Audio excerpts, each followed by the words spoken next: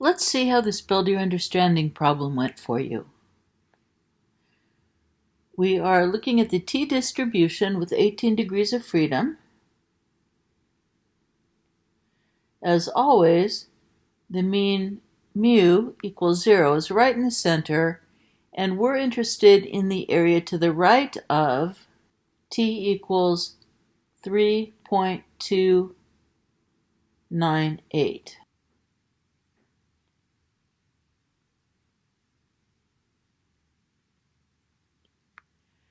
So we go to our t-table. We go down to the row with 18 degrees of freedom, and we look for the t-value 3.298. That's right here. So to find the area to the right of that t-value, we go up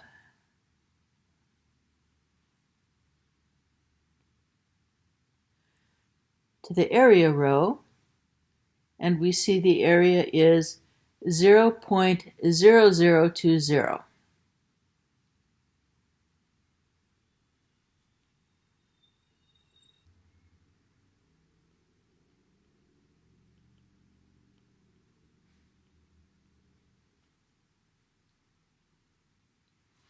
I hope that went okay for you. As always, let me know if you have questions. We're ready finally to go on to some hypothesis testing. Here's the formula for converting an x to a t. This is what we'll be using for our test statistic then, where x bar is the sample mean, not the mean of the population. Mu naught is the population mean. Now, we don't actually know the population mean, but in the null hypothesis, we'll be assuming that the population mean is a certain value. So we'll use that assumed mean, and that's how you get the null hypothesis into your test statistic. Let's see, what else do we have in here? S. Right, S is the sample standard deviation.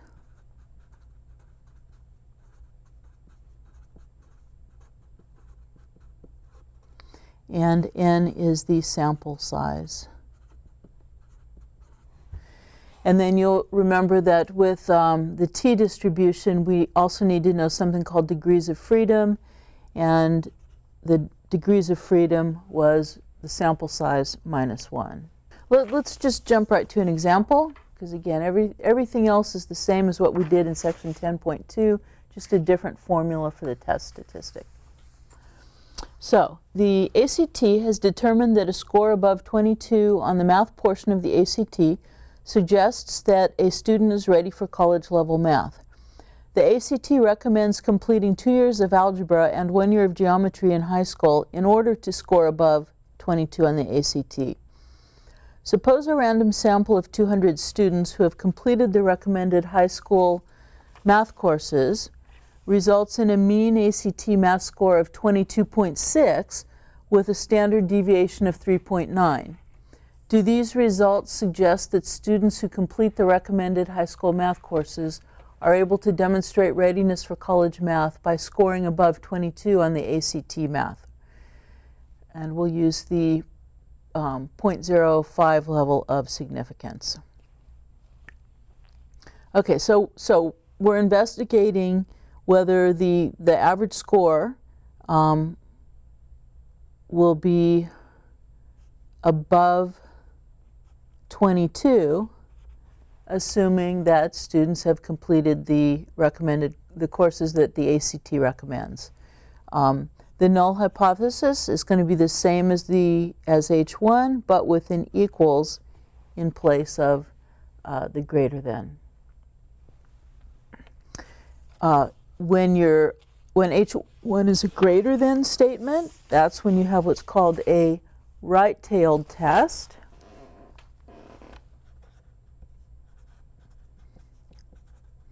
So called because if you draw the area that you're looking for, it's going to be to the right. And I am going to give you a sketch of that in a minute, so I won't do it now.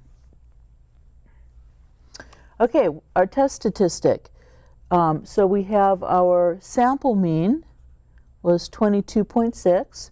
We divide by the mean we're assuming to be true in the null hypothesis, and then, or sorry, subtract that, not divide by it. What we're dividing by is the sample standard deviation, and that itself is divided by the square root of the sample size.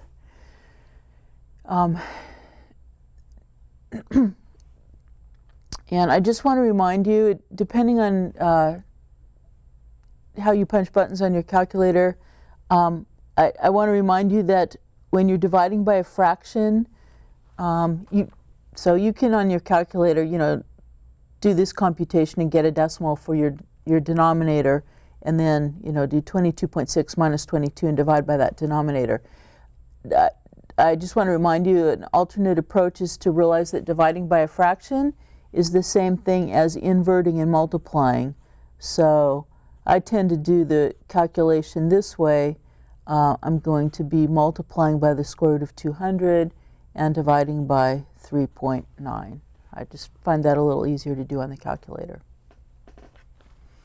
Okay, so if you do that, you'll get 2.18. So we're interested in investigating the probability of the mean being greater than 22. So we're now looking at the we're interested in checking out the probability of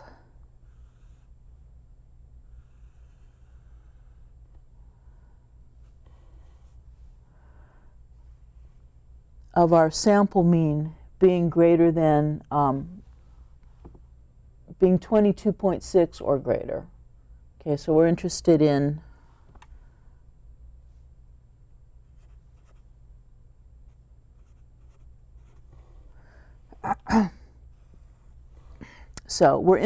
the probability that our sample mean could have been as extreme as 22.6 or more extreme. And by extreme, I mean in disparity from the assumed true mean. So we're interested in the probability that our sample mean could have been out here under the assumption that the population mean is actually 22.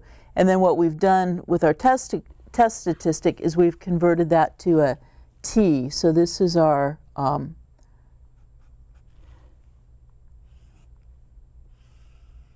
this is a sketch for the sampling distribution of the mean.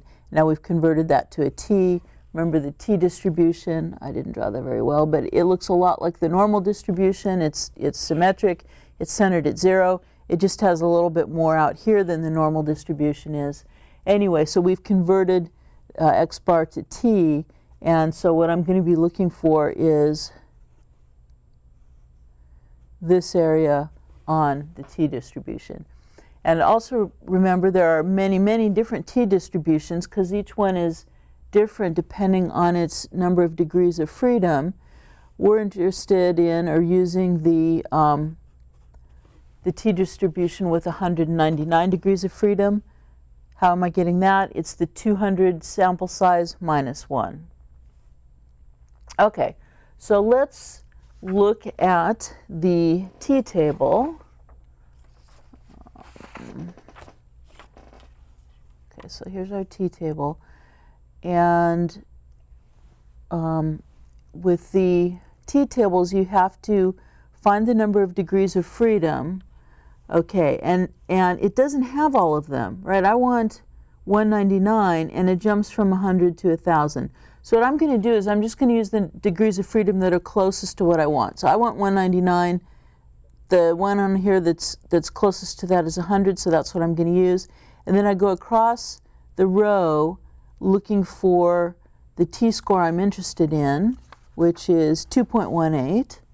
So 2.18, and I'm not going to find that either, but the one that's on here that's closest to that looks like it's probably this one, the 2.08. So remember this, on the z-table, this would be an area, but for the t-table it's not. This is actually t-value. And what you have to do is go up to the top row to find the area. So I'm seeing 0.02. Okay, so the table's telling me this area is approximately 0.02. So that's our p-value.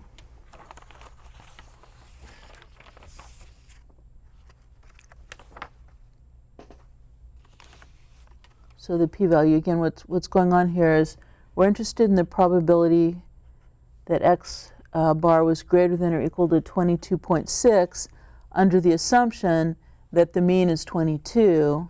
We converted that into a t and used the table to find the probability that t was greater than or equal to 2.18. That's the t with 199 degrees of freedom.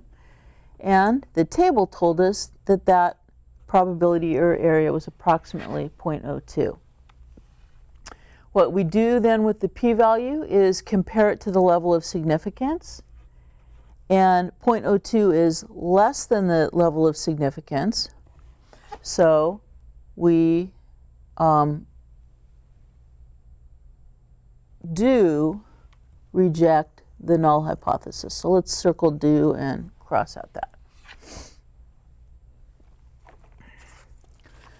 Okay, once we've made the decision to reject H0, we state our conclusion in terms of H1. So we'll conclude that there is sufficient evidence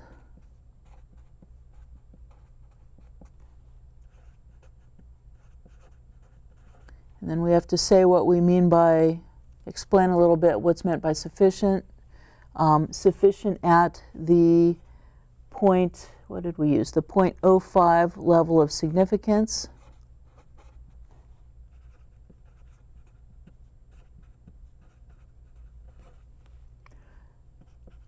To suggest that students who complete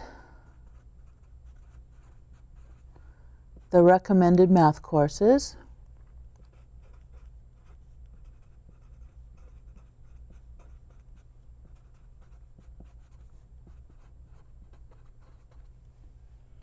score above 22 on the ACT.